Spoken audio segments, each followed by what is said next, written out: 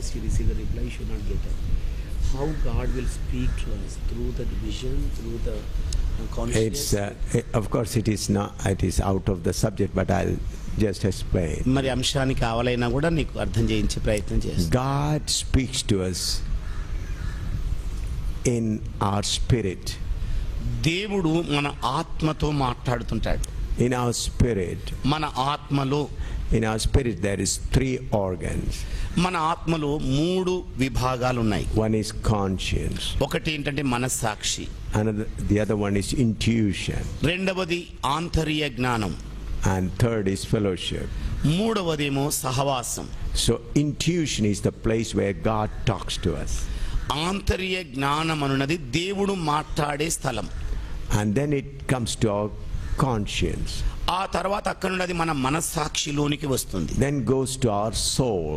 ఆ తర్వాత మన ఆత్మలోనికి వెళుతుంది. In the soul there is intellect and will.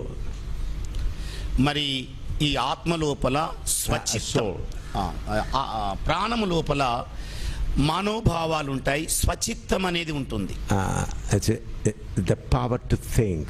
మరి ఆలోచించే నిర్ణయాత్మక శక్తి ఉంటుంది. And power to take decision. తీర్మానాలు తీసుకునే శక్తి దానికి ఉంటుంది. So the process starts with our intuition. అందుకనే ఈ పద్ధతి అనేది ఆంతర్య జ్ఞానంలో నుండి ఆరంభమవుతుంది. When you pray to God in the spirit, మనం ఆత్మలో దేవునికి ప్రార్థన చేసే సమయంలో God touches our spirit. దేవుడు మన ఆత్మను తాకుతాడు. It comes to our conscience.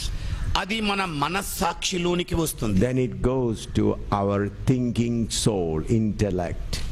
మరి అది మన స్వంత పరిజ్ఞానంలోనికి ఆలోచించే స్థితిలోనికి వెళుతుంది. Then we make a decision.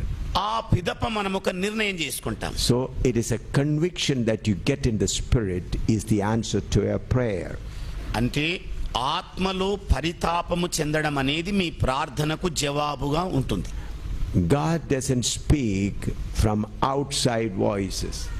దేవుడు బయట నుండి వచ్చే స్వరాల ద్వారా మాట్లాడాడు. That may be some special case. అది ఒక ప్రత్యేకమైన సన్నివేశం కావచ్చు. Why God doesn't speak from outside? ఎందుకని దేవుడు మరి బయట నుండి మాట్లాడడు? There are so many spirits who are able to speak like that. మరి అనేక ఆత్మలు అలాగా మాట్లాడడానికి సామర్థ్యం కలిగి ఉంటాయి. So when men start getting voices like that, then you'd be confused which is from God, which is from Satan. ఇలాగా వివిధ రకాలైన స్వరాలు వింటున్న సమయంలో ఇక ఈ మనుషుడు కలవరంలో పడతాడు. ఏది దేవుని నుండి వచ్చిన స్వరం, ఏది సాతాను నుండి వచ్చిన స్వరం అని తెలియకుండా ఉంటుంది. There are so many spirits, speaking spirits. అనేక మాట్లాడే ఆత్మలు ఉన్నాయి. They speak. అవి మాట్లాడతాయి. You can hear them. ఆ మాటలు మీరు వినగలరు. So you may think it is from God. మీరు బహుశా అనుకుంటారు ఇది దేవుని నుండి వచ్చిందని. Therefore God has given you already an inner man inside. దేవుడు ఇప్పటికే మీ లోపల అంతరంగ పురుషుని ఇచ్చేశాడు. The Holy Spirit is there. పరిశుద్ధాత్మ దేవుడు అక్కడ ఉన్నాడు. Through them it comes to your spirit. మరి వారి ద్వారా నీ ఆత్మలోనికి వస్తాయి. You have Holy Spirit and your spirit.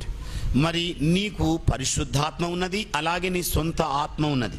So Holy Spirit conveys it to your spirit. మరి పరిశుద్ధాత్మ దేవుడు నీ ఆత్మకు మరి ఆ మాటను అందిస్తాడు. And then comes to your soul to think. ఆ తర్వాత నీ ప్రాణములోనికి అది వచ్చి ఆలోచింపజేస్తుంది. Then in the soul itself is the power to decide. అలాగే నీ ప్రాణంలో ఇక తీర్మానము తీసుకునే శక్తి వస్తుంది. And then already the word of God is in you. మరి అప్పటికే నీ లోపల దేవుని వాక్య బీజం ఉన్నది. So the word, all these things will confirm to you that this is the voice of God. ఇక ఈ వాక్యము మిగతా అన్ని కూడా ఏకమై ఇది దేవుని నుండి వచ్చిన స్వరమే అని స్థిరపరుస్తాయి. Then that thought or that matter becomes stronger and stronger and stronger in you. ఇక అలాంటి తలంపు ఆలోచన మీ లోపల బలీయంగా మారుతూ ఉంటుంది. Then you are totally convinced this is the voice of God. అప్పుడిక నీవు ఇది నిశ్చయంగా దేవుని నుండి వచ్చిన స్వరమే అని స్థిరపరచుకుంటావు. Then you understand, yes, God spoke to me. అప్పుడు నీవు అనుకుంటావు, నిజంగా దేవుడు నాతో మాట్లాడేశాడు. Amen.